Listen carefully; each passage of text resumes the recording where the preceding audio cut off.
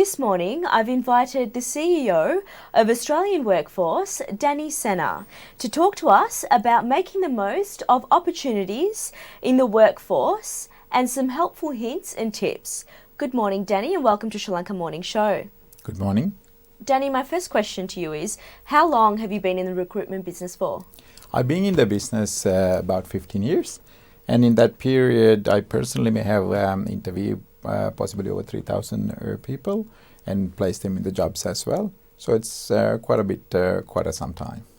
So if someone's looking for a job, say they're new to the country or they just want a career change, what's their starting point? Starting point is actually having a good resume done with all the skills that you have, also the kind of jobs we're looking for, and possibly good cover letter as well.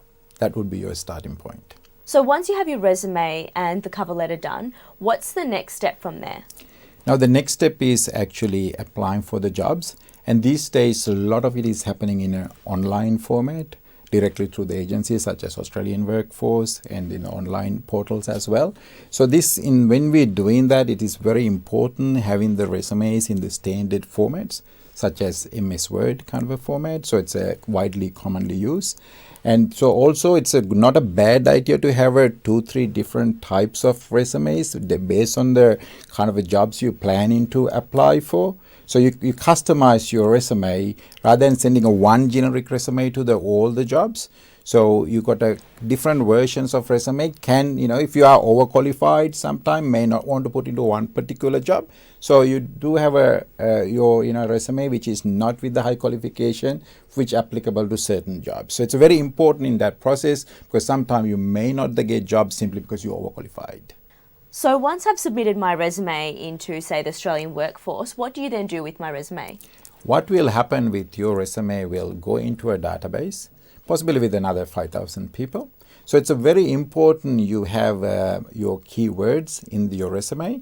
For example, if you're applying for a sales job, that may be the shop front or so, and you got to make sure that words that sales been mentioned in your resume few times. What will happen is you'll be used to software such as like a Fast Track or the industry specific softwares.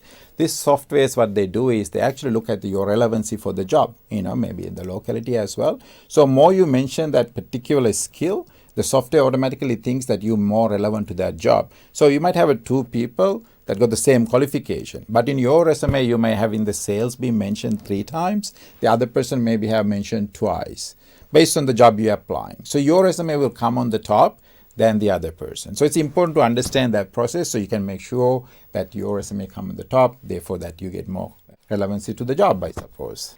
Danny, my next question is that most people applying for jobs think either they're too old or they're too young. What do you have to say for this? Now, I come across this all the time.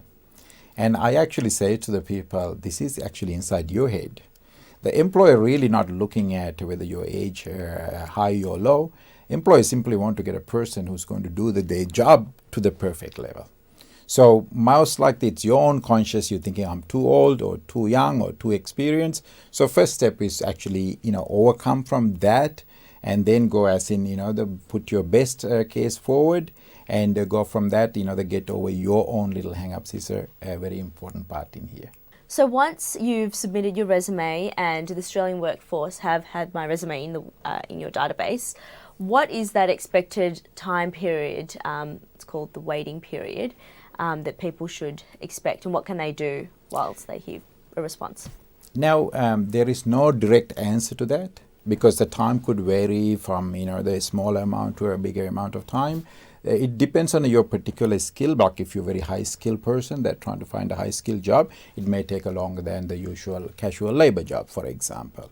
So that could vary, but a good way you can utilize that time is while you're waiting, and it's very good to do the upskilling yourself or do there's a lot of government funded training in these days, and whichever the area you like to get upskill yourself or doing some voluntary work. So while that the application process is happening, you could look into the options of training, which we organize that for our applicants as well. That's a fantastic way to get the opportunity much bigger for yourself.